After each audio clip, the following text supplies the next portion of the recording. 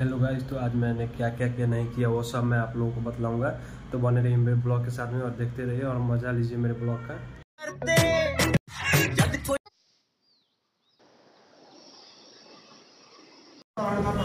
फेरि मुकाबिला गर्ने गरी यो कानुन भनेको मुकाबिला नै हो, एक पक्ष र दुई पक्ष भएर बोल्ने नै हो। र तपाईँसँग अझै पनि मैले अस्ति सुने जस्तै अरू भाइ बहिनीहरूलाई पनि बोल्न लगाउने मलाई मन थियो, तर अहिले समय अभाव भएको कारणले त्यता पनि सकिएन। र त्यस्तै कार्यक्रम यस कलेजले पनि गर्यो, जस्तो गौतम बुद्ध युनिभर्सिटीले गरेको छ त्यस्तो कार्यक्रम यो कलेजले पनि गर्यो भने यो कलेज पनि आज त्योभन्दा अझ राम्रो यहाँ पनि धेरै विद्यार्थीहरू राम्रो छन्। यहाँको जस्तो पार्टिसिपेट गर्दाखेरि यहाँको मात्रै 4 जना हुन्छ, 8 जना हुन्छ कि 4 पनि योजना गराइ प्लानिङ गरियो भने त्यस कारण त्यस्तै कार्यक्रम यो कलेजबाट गर्नु समय यही कलेजमा पनि तपाईँहरूका ग्रुपमा पनि के अरे इन्टरनेसनल नेसनल भन्दा पनि यो कलेजलाई अगाडि बढाउनको लागि यहाँका विद्यार्थीहरूलाई टिम बनाउनको लागि यही कलेजभित्र पनि 4 जना 5 जना विद्यार्थीलाई बसेर लगाएर गुरुहरू अगाडि बसेर अरू विद्यार्थीहरू पछाडि बसेर सुन्न थाल्यो भने बोल्ने कला चाहिँ सिक्छ, ढुक्क भएर बोल्न पनि सकिन्छ। त्यस कारणबाट तपाईँहरू कलेजले पनि अगाडि बढाउनेछ भन्ने आशा राख्दै मेरा 2 शब्द यति गर्छु। धन्यवाद।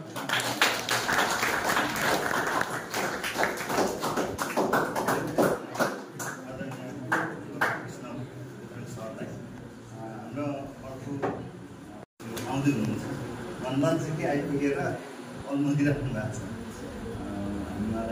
जोडिएको या देवानीसँग सम्बन्धित मुद्दाहरू केही छ भने या परिवार पारिवारिक माथि पुस्तेबारी के को बाबुआमा थियो, को बा हजुरआमा को हुन्, अनि चाहिँ छोराछोरीको को अंशियारा कतिजना त्यति। त्यसपछि चाहिँ कानुनको मलाई चाहिँ कानुनको यो दफा आउनुको चाहिँ व्यवहार नगरेको कारणले गर्दा चाहिँ मैले चाहिँ क्लेम गरेँ। क्लेम गर्दा चाहिँ मैले पाइनँ, नपाइसकेपछि यो दफा आउनुको चाहिँ मैले चाहिँ यो गरी पाउँ भन्ने खालको फिर्याद सामान्य 2 केसको फिर्यादमा अदालतमा प्रवेश गर्ने प्रचलन म्याक्सिमम बढेर आएको छ। यो भनेको अल्छीपना मात्रै हो। त्यसले न्यायाधीशलाई त्यो घटना यो मान्छेले छोरा त अंशियार यसै पनि हो त, किन अदालत प्रवेश गर्नु पर्यो त? छोरालाई अंश माग्नको लागि अदालत प्रवेश गर्नु त पर्दैन। अदालत प्रवेश गर्न पर्नेको कारणको पछाडि के भन्ने कुराको तथ्य त आउनु पर्यो नि त। अहिले चाहिँ त्यो छोरा अदालतमा अब छोरी अदालत प्रवेश गर्दा छ फेरि थुप्रै कथा बिना छोरी अदालत प्रवेश गर्दैन, तर छोरा पनि अदालत प्रवेश गर्नु भनेको केही कथा छ र ऊ अदालत प्रवेश गर्छ, नै त मालपोतबाट सिधै उसले गण्डा गर्न पाउँछ नि त, होइन? र त्यही कारणले अब हामीले त्यहाँभित्रको कथा, त्यहाँभित्रको करुणा, त्यहाँभित्रको व्यथा चाहिँ के हो त्यो कुरालाई हेरेर मात्रै न्यायाधीशले ती विषयलाई, ती तर्कहरूलाई, त्यो अवस्थालाई केलाएर मात्रै उसले चाहिँ फैसला गरोस्, ताकि टेक्निकल कुरा एनमा के छ भन्ने कुरालाई मात्रै छोपेर उसले फैसला गर्यो भने त्यसले खास वास्तविक पीडाको चाहिँ सम्बोधन गर्न सक्दैन। त्यही भएर त्यसको स्टोरी के हो भन्ने कुरालाई चाहिँ एकदमै धेरै केलाएर यहाँले चाहिँ त्यस्तो कथा कसैको कुनै तपाईँलाई घटना दिनुहुन्छ, कुनै मुद्दाको विषय दिनुहुन्छ, त्यो मुद्दाको विषयमा यहाँले चाहिँ त्यस्ता ड्राफ्टिङ चाहिँ तपाईँले गरिरहनु भएको छ। त्यो ड्राफ्टिङ गर्दा चाहिँ त्यो सिप, त्यो कला तपाईँको हुनुपर्छ, जसले चाहिँ कथा लेख्नुपर्छ। स्टोरी चाहिँ उसको स्टोरी के हो, कहाँबाट सुरु भयो त्यो कथा, मुद्दा गर्नुपर्ने परिस्थिति कहाँबाट सुरु भयो। एउटा महिला 12 वर्ष 15 वर्ष घरमा सहेर जुधेर दुखेर दिनदिनै रोएर 15 वर्षमा एउटा बच्चा जन्माएर अब बच्चा 12-15 वर्षको भयो। अब बच्चाको अगाडि हामी झगडा गऱ्यौँ भने चाहिँ अब यिनीहरूको भविष्य पनि ध्वस्त हुन्छ, म पनि अब त अलिक सुखले बाँच्न पाउनुपर्छ भन्ने अपेक्षा लिएर आमा चाहिँ अब अदालत प्रवेश गर्छ नि। कुनै एउटा महिला भनेको हामीलाई त त्यो दफा सम्बन्ध विच्छेदको दफा लगाएर अगाडि जान त केही पनि गाह्रो छैन, तर त्यो तिनले 12-15 वर्षदेखि झेलेको जुन व्यथा छ, टाइमका जडित घटनाहरू छन्, होइन? त्यहाँ जडित व्यथाहरू छन्, त्यो कुराहरूलाई तपाईँले त्यो फिर्यादमा उल्लेख गर्नु भएन, त्यो मुद्दामा, त्यो पुनरावेदन पत्रमा त्यहाँ चाहिँ उल्लेख गरिएन भने त्यो खासै त्यसको अर्थ नलाग्ने रहेछ, होइन? त्यो कारणले गर्दा अब हामीले चाहिँ अब किनभने देश संहितामा प्रवेश गऱ्यौँ, सिंहदरबार घरमा आयौँ, हाम्रो संरचनाहरू थपिएका छन्, बढेका छन्, होइन? त्यही भएको कारणले गर्दा नि कलेजहरू धेरै कलेज ल कलेजले त्यहाँ पढाउँथ्यो, अलिअलि पूर्वाञ्चलको थियो, होइन? काठमाडौँमा थियो, अहिले पछि पूर्वाञ्चलले पनि एप्लिकेसन लिएर जस्तो तपाईँहरूले जस्तो पढिरहनु भएको छ। अब नभए त खासै धेरै ल कलेजहरू पनि होइनन्, होइन?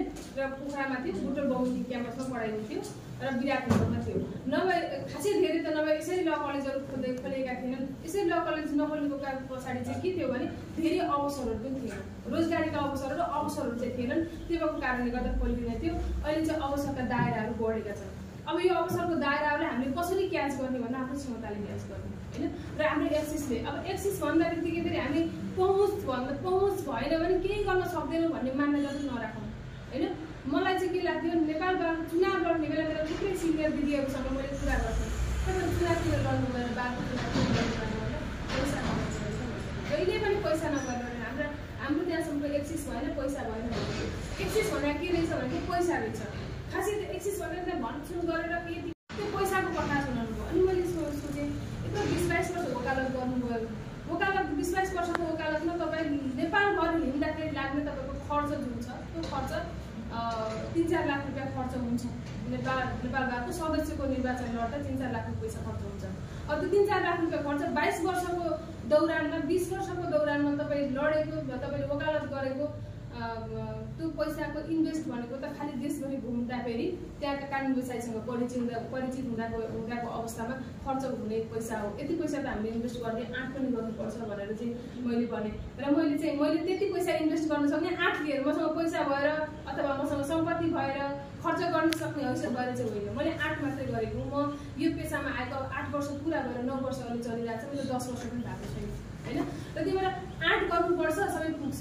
र म अघिल्लोपल्ट पनि चुनाव लडेँ अघिल्लोपल्ट चुनाव लड्दा म हारेको हार्दा पनि मेरो टिमभित्रको सबैभन्दा उत्कृष्ट मत लिएर जिते हारेको र अहिले जित्दा पनि टिमभित्र सबैभन्दा उत्कृष्ट एक मतले म दोस्रो स्थान हासिल गरेर म चाहिँ सबैभन्दा उत्कृष्ट भएर नै मैले जितेको। त्यही भएको कारणले गर्दा हुन त हामी सँगसँगै एउटै उस्तै छ तर खालि कहिलेकाहीँ मैले खालि एउटा ऊर्जा एउटा प्रदान गर्नको लागि हामीले त्यसरी गर्नु आफ्नो सरकार विरुद्ध मान्छे बोल्छन् सरकार विरुद्ध नबोल्ने भने होइन सरकार विरुद्ध बोल्ने हो। हामी नै हो प्रतिपक्षी भनेको नागरिक नै हो। अहिले प्रतिपक्षी संसार यो सरकारमा कोही पनि छैन अहिले न हिजो थियो न आज छैन तपाईँ हामी नै हो। तर तपाईँ हामी गर्दाखेरि आफ्नो देशलाई हित हुने गरेर होइन आफ्नो देशलाई हित हुने गरेर तपाईँ हाम्रा तर्कहरू आउनुपर्छ सामाजिक सञ्जालमा जे पाइ त्यही लेखेको छ भनेर।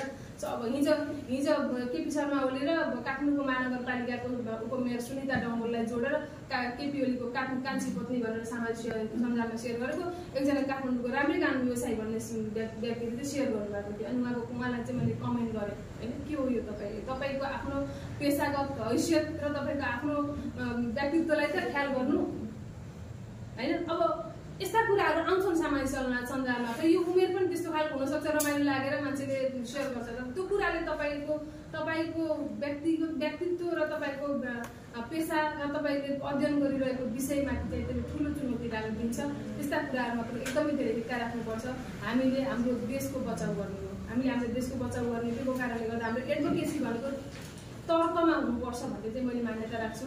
धेरै चुनौती छ सजिलो छैन यो पेसामा आउनलाई सजिलो छैन भने फेरि म्याडमले कस्तो ऊर्जा दिनु भएन भन्ने ऊर्जा किनभने त्यो ऊर्जा त्यति बेला पैदा हुन्छ जति बेला हामी पेसामा जान्छौँ र हामीलाई चुनौती आउनु सुरु हुन्छ। चुनौती आउनु सुरु भइसकेपछि हामीले गर्न सक्छौँ। हामीलाई कसैले पछाडि लागेको कोही मान्छे कुनै वकिल हाम्रो दायाँ बायाँ गएर अदालतमा बस उसले गर्दैन हामीले गर्ने हो। कतिपय ठाउँमा त हामी आफै हामी त कसरी आएका थियौँ अलिक विद्यार्थी कसरी आइराखेको छ भने हामी आफैले फिल गर्छौँ। धेरै धेरै धन्यवाद दिन्छु किनभने यो कलेजसँग मेरो डाइरेक्ट इन्डाइरेक्ट एकदमै धेरै सम्बन्ध छ।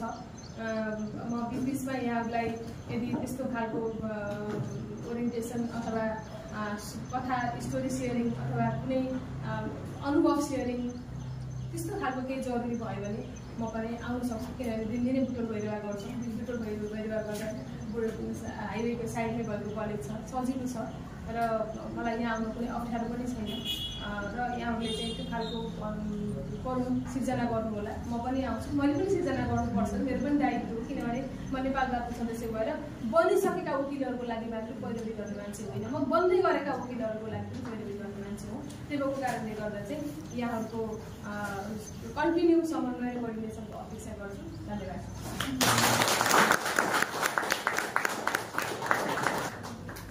एडभोकेसीमा खास गरेर भायोलेन्स एगेन्स्ट वुमेन र जेन्डर इक्वालिटीको निम्ति उहाँले धेरै काम गर्नुभएको छ। पक्कै पनि आगामी दिनमा हामी उहाँलाई as a guest lecture invite गर्नेछौँ उहाँबाट अझै थप सुन्नेछौँ। इन्दिरा आचार्य भन्दा साथ मलाई 2062 चैत्र 26 गतेको याद आउँछ। चैत्र 24 गतेबाट आन्दोलन सुरु भएको थियो।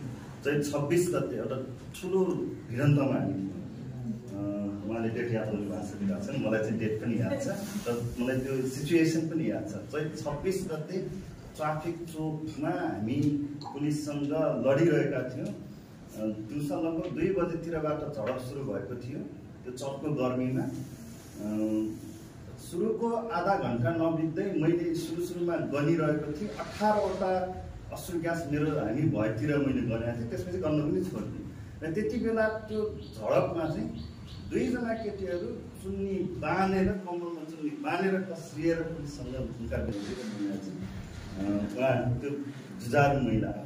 उहाँले त्यो क्लासमा कानुनको कक्षामा कम बस्नुभयो होला, तर उहाँ हरेक दिन एडभोकेसीमा, सोसाइटीको हरेक क्षेत्रको एडभोकेसीमा हुनुभयो। उहाँबाट हामी थप समय लिँदैछौँ। आदरणीय कृष्ण सरबाट पनि आगामी दिनमा हामीले निर्वाचित भएर केन्द्रीय उपाध्यक्ष र केन्द्रीय सदस्य निर्वाचित हुनुभएकोमा कलेज परिवारको तर्फबाट तपाईँहरू दुवैलाई सफल कार्यकालको शुभकामना। हाम्रा विद्यार्थीहरूले 3rd 4th इयरमा पुगिसके पछाडि बार र बेन्चको रिलेसन के हुन्छ, बार काउन्सिल एसोसिएसनहरूले कसरी काम गर्छन्, बारको रोल के हुन्छ भनेर किताबमा पढ्नै पर्छ, पढ्छन् नै। आजैबाट हामीले बारका नवनिर्वाचित पदाधिकारीहरूलाई क्लासरुममा लिएर परिचित गराउँदै गर्दा यो संस्था हामी जोडिनुपर्ने संस्था हो।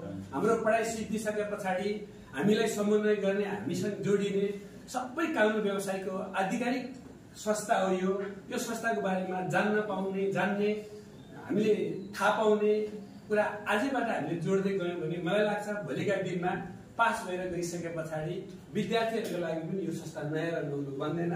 त्यस हिसाबले पनि हामीले बार एसोसिएसन र विद्यार्थीको बीचको सम्बन्ध जोड्नको लागि हामीले आज यो जमर्को गयौँ। यही प्रदेश मात्रै नभएर, लुम्बिनी मात्रै नभएर रूपन्देही जिल्लैबाट जहाँ कलेज छ त्यहीकै ठाउँ वरिपरिबाट तपाईँहरू निर्वाचित हुनुभयो। तपाईँहरूले बार एसोसिएसनमा गएर खेल्ने भूमिकाहरू हाम्रा विद्यार्थीहरूको लागि, हाम्रा सिकाइको लागि। तो आप लोग देख सकते हैं आज का मौसम कितना अच्छा दिख रहा है, क्योंकि आज पानी पड़ा है। तो आज तो पानी पड़ने के कारण से इतना अच्छा मौसम हो रहा है। पूरा पहाड़ एकदम होता है ना, क्लियर दिख रहा है। कैमरा में तो उतना नहीं दिख रहा है जितना अच्छा आँख से दिखने में मज़ा आ रहा है। आज तो एकदम पूरा हरा भरा ही दिख रहा है यहाँ से। तो वही आप लोग भी देखिए कितना अच्छा है।